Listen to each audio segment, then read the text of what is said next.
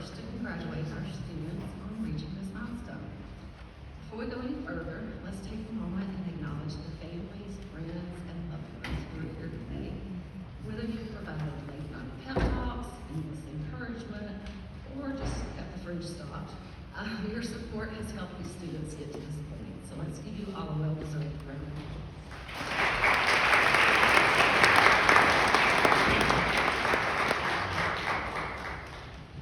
Now students, today marks your official transition from college student who studies nursing to nursing student. There's a big difference. One involves a lot more strokes, a lot less sleep, and an impressive ability to drink a lot of coffee at any hour. Am I wrong? So, the white coat ceremony is a tradition in nursing that dates back to 1933. It signals the beginning of the clinical part of nursing education. So these students will start their hospital clinicals next week. The white coat symbolizes the critical role that nurses play in compassionate patient care. Today, nearly every nursing school in the country participates in this rite of passage. Here at GCSU, this ceremony is more than just putting on a white coat. It's a commitment. You're stepping into a profession that requires skill, resilience, and most importantly, heart and compassion. You'll also take an oath today, so listen closely. This is your formal promise to uphold the highest standards of care, integrity, and compassion. Again, congratulations to our future nurses. I'm super proud of you. And now it's my pleasure to introduce Ms. Leslie Stevens, an esteemed alumna and manager of nursing education at Atrium Health Warehouse. Please join me in welcoming her to you.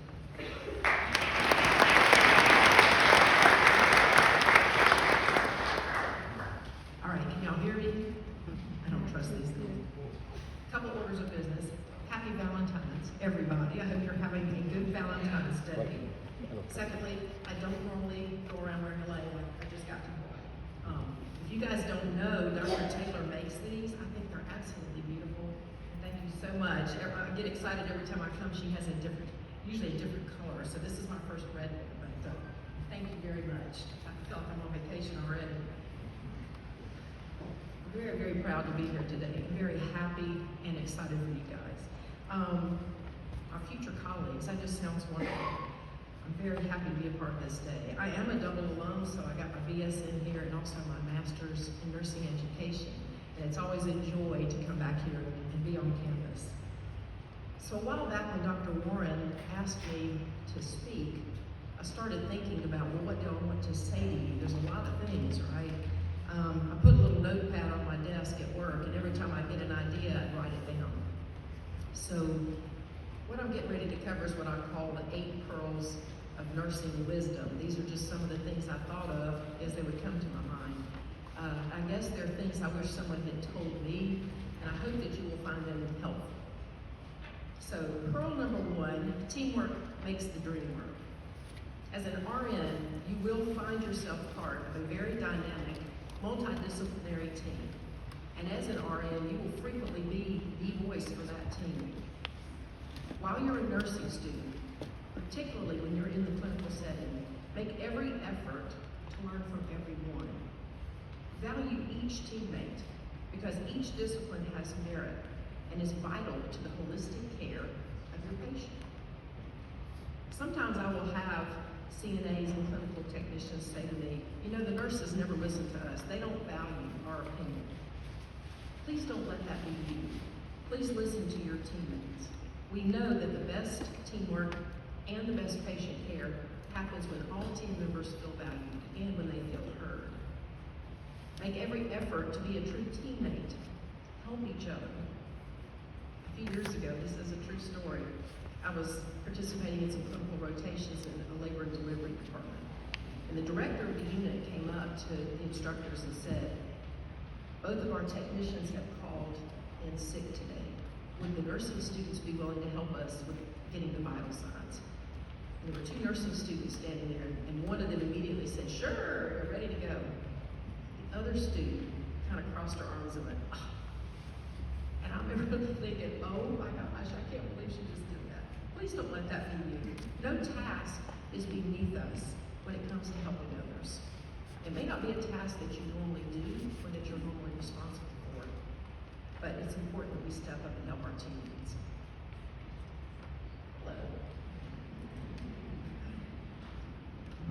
Pearl number 2, fall in love with learning, or fall in love with learning again. In the world of healthcare, lifelong learning is here to stay. Nursing, as you guys already know, is an incredibly dynamic profession. Things are changing constantly. It will keep you on your toes for the rest of your life. Your education will not stop the day you graduate. It will continually evolve throughout the rest of your career. From the start of your clinicals, which I think is what, Monday? You guys starting Monday? Oh, fun's just starting. Until the day you retire, you're going to learn something new, probably every single day. Also, kind of fun, every single patient has a story to tell.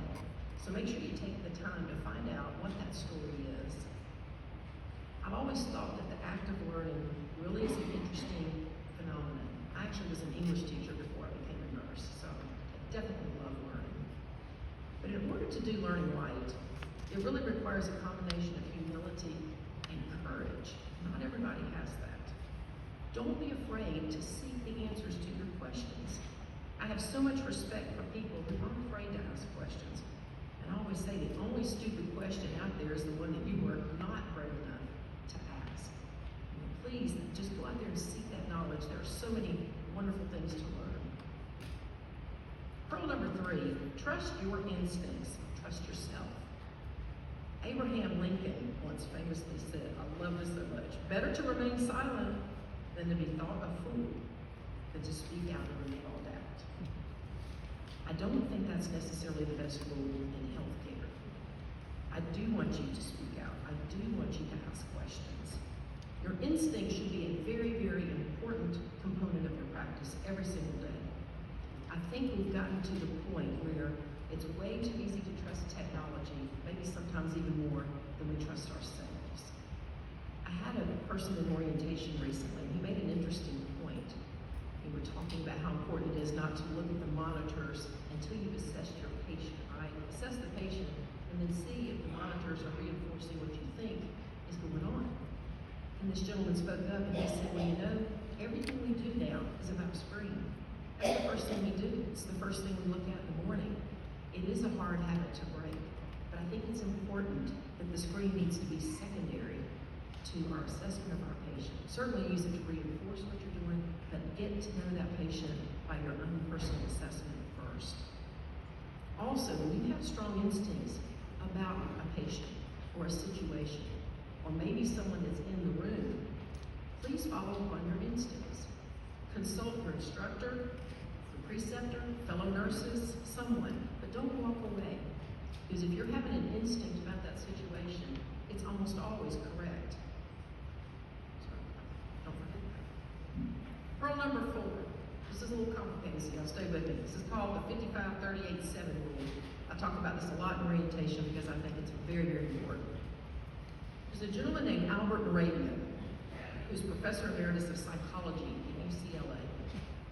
One of the main focuses of his research is components of human communication. And even though his work is a little bit older, I think it's even more relevant now than it was when he first did it back in the 80s and 90s. So this is what the 55-38-7 means. Dr. Moravian, through his research, found that 55% of all human communication is simply body language. And I think that's really important for us to remember as healthcare providers. Think about what that means. The minute you walk into a patient room, how you present yourself, you've already delivered over half your message to that patient and that family. Being self-aware is really, really important. What did your body language say to that patient? Did you make good eye contact? Did you smile? Did you face the patient? Moravian's 38% represented what he called paraverbal communication. In other words, it's not what you said, it's how you said it, right? Was your tone of voice friendly? Did you sound preoccupied? Did you sound rushed? Were you too loud? And last but not least, the 7 simply represented the actual spoken words. pretty shocking that the words themselves were not the important part of the communication. It was the other two components that were the key to communication. 93% of all human communication is delivered by body language and tone of voice, not the actual spoken word. So again, I hope you guys will certainly keep that in mind. In fact, I can't read that without thinking about, anybody in here from Chick-fil-A? Okay, Chick-fil-A, what is it they always say when you get through with your exchange and they hand you your food? If you say thank you, they say, my pleasure. See, that's great, did you remember? My pleasure, right?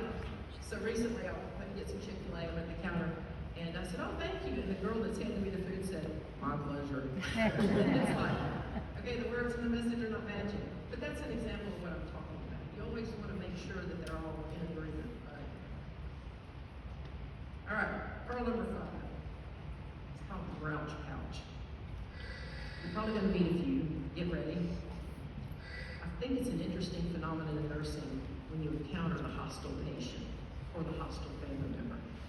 I've actually been very shocked by some of the hateful behaviors that I have encountered. And I know you won't be exempt either. I wish I could tell you it won't happen, but it will.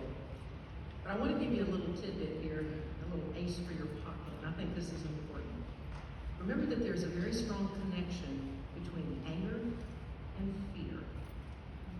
Anger is what's considered a secondary emotion, which is interesting. I think it feels pretty primary when you're having it, right?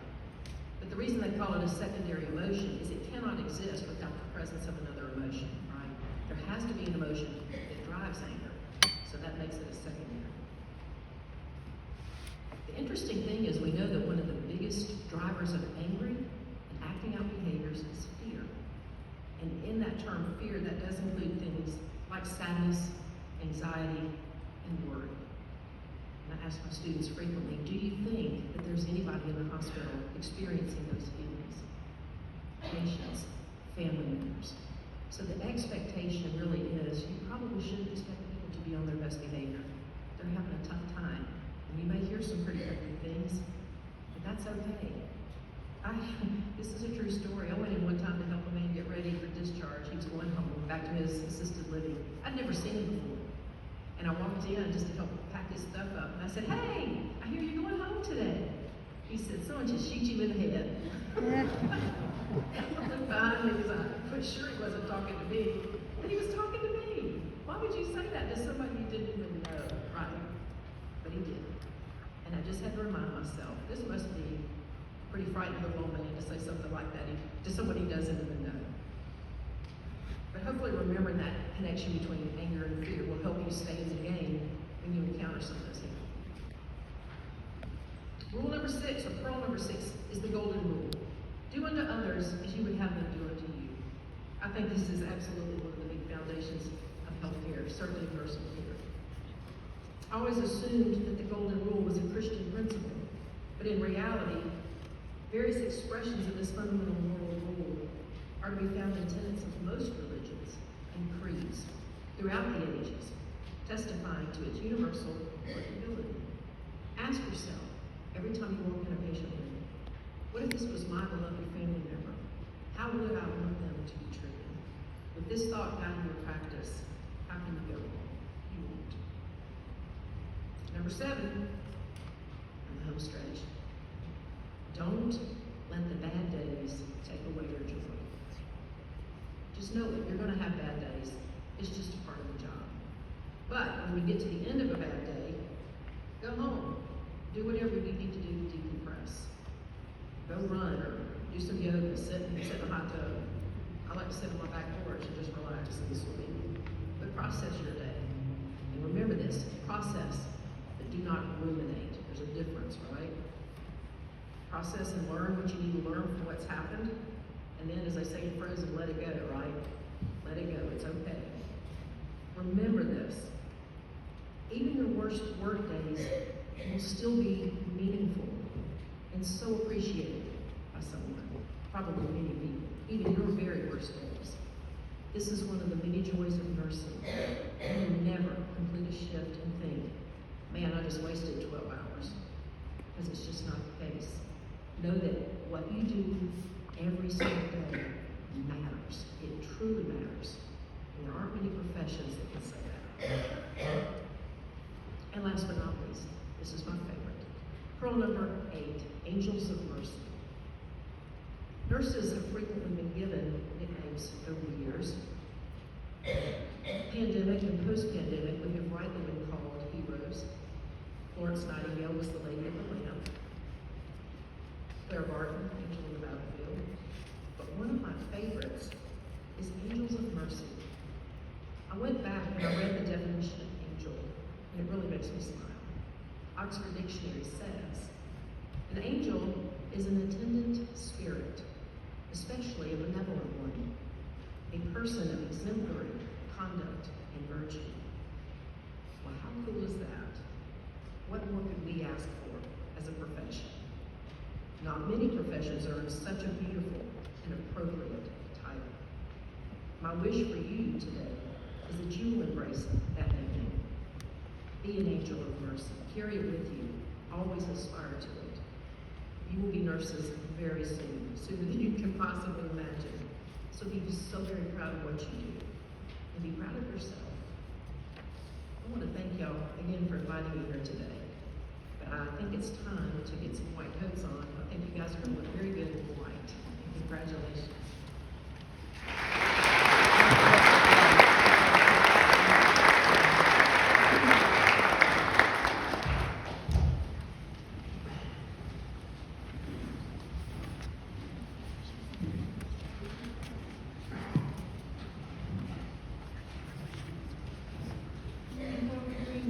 I'd like to introduce you to my fabulous faculty, new to us this semester and very much loved and celebrated, Mr. Patel. Mrs. Blade, Dr. Henry, Ms. Walker, what's your name again? Dr. Porter. Students, as you come up, you may go to any open faculty member to receive your coat. Blake Barker.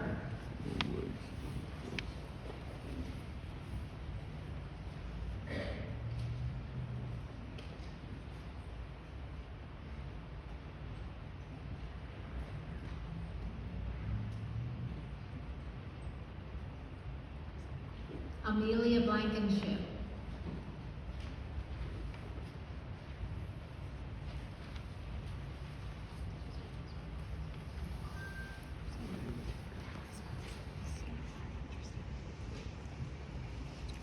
Sophie Cleveland.